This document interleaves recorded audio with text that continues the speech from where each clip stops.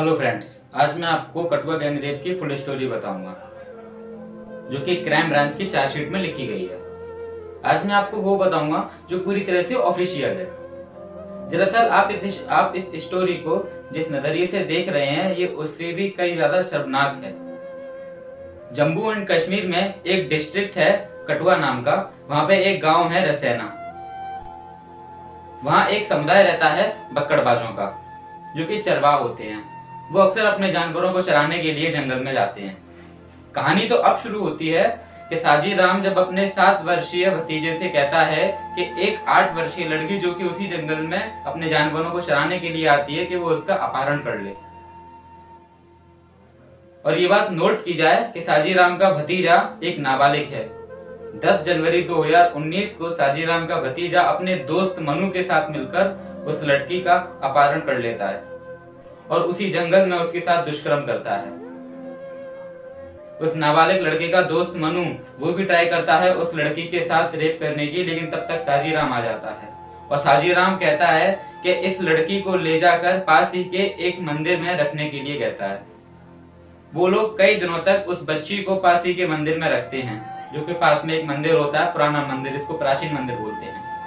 उस मंदिर में उस बच्ची को कई दिनों तक भूखा रखा जाता है और उसको नशे की गोलियां दी जाती हैं जिससे कि वो नशे में बनी रहे। और उसी मंदिर में उस बच्ची के साथ दुष्कर्म बार बार किया जाता है। ठीक 2 दिन बाद 12 जनवरी 2018 को उस लड़की के पिता पास ही के पुलिस स्टेशन में जाकर FIR दर्ज करवाते हैं। और ठीक उसी दिन जो नाबालिग लड़का होता है वो अपने भाई विशाल को कॉल करके सब बात बताता है, जो कि विशाल साजी राम का पुत्र है और साजी राम उस नाबालिग लड़के का भतीजा।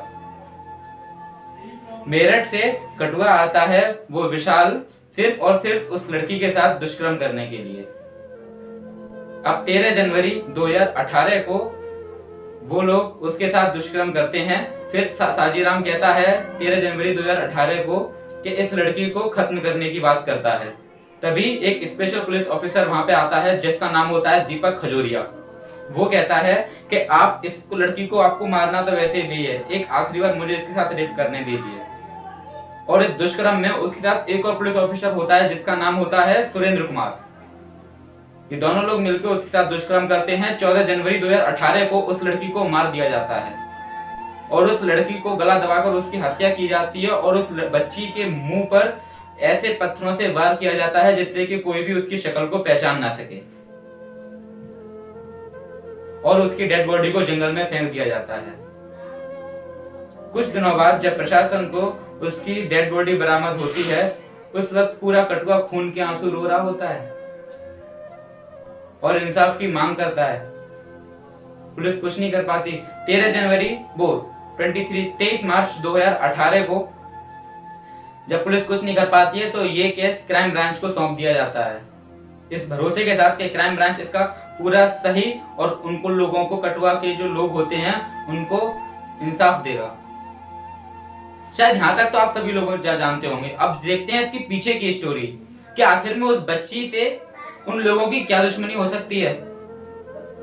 साजी राम और उसके परिवारों की झड़प अक्सर कई बार होती थी बक्कड़बाजों से और साजी राम के परिवार वाले ये लोग चाहते थे कि बक्कड़बाजों के समुदाय के जो लोग हैं वो ये गांव छोड़कर वहां से चले जाएं। अक्सर एक दिन साजी राम का भतीजा, मैं उसी की नाबालिग लड़के की बात कर रहा हूं जो कि इस केस में मुख्य आरोपी है, वो जब स्कूल जा रहा था एक दिन तो बक्कड़बाजों के समुदाय के लोगों ने उसको पकड़ लिया और उसको मारा और उस बच्चे को स्कूल से भी निकाल दिया गया, सिर्फ ये बात सुनकर क्योंकि उस पर आरोप था कि वो लड़कियों की छेड़खानी करता है। और इतना ही नहीं, साजी राम के भतीजा जो था उसमें हर तरीके का ऐप था, बीड़ी, पान, गुटखा, तंबाकू, सिगरेट, जुआ, हर तरीके के नशे करता था। वो बिगड़ा हुआ लड़का था और अभी भी उस लड़की पे कई सवाल उठ रहे हैं। कोई कहता है कि लड़की गलत थी और कोई कुछ कहता है।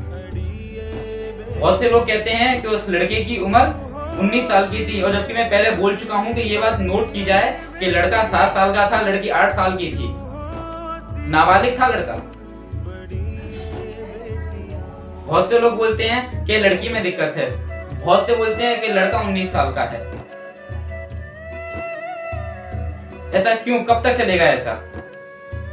क्या इसी तरह ये रेप होते रहेंगे? उस लड़की का नाम था आसिफा बानो। मैं लेना नहीं चाह रहा था लेकिन लेना पड़ा। आप लोगों को शर्म आनी चाहिए। क्यों उस लड़की को गलत ठहराया जाता है? सिर्फ और सिर्फ इसलिए कि उसका मजहब दूसरे भगवान का है।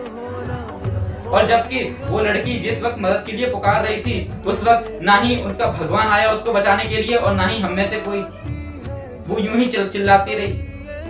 और जो लोग इस बात को हिंदू और मुस्लिम को अलग अलग करते हैं ना, जरा सा बाहर निकल के देखिए एक बार कि नहीं यानी कितने हिंदू भाई बहन अपने बाहर खड़े हुए हैं, भाई बहन बन के हिंदू मुस्लिम जो करते हैं। मेरी बस आप लोगों से यही हाथ जोड़कर विनती है कि आप खुद कुछ नहीं कर सकते, कुछ आवाज नहीं उठा सकते, मुझे सपोर्ट कर सकते हैं ना। हाथ पे हाथ रखे अभी भी लोग बैठे हुए हैं। 2018 का केस है, 10 जनवरी 2018 का। 12 जनवरी 2018 को FIR दर्ज हुई है और आज देखिए कितनी सालें हो गई, कुछ नहीं हो रहा। मेरी बस आप लोगों से यही हाथ जोड़कर विनती है कि प्लीज ऐसे चुप मत रहिए। जय हिंद, जय भारत।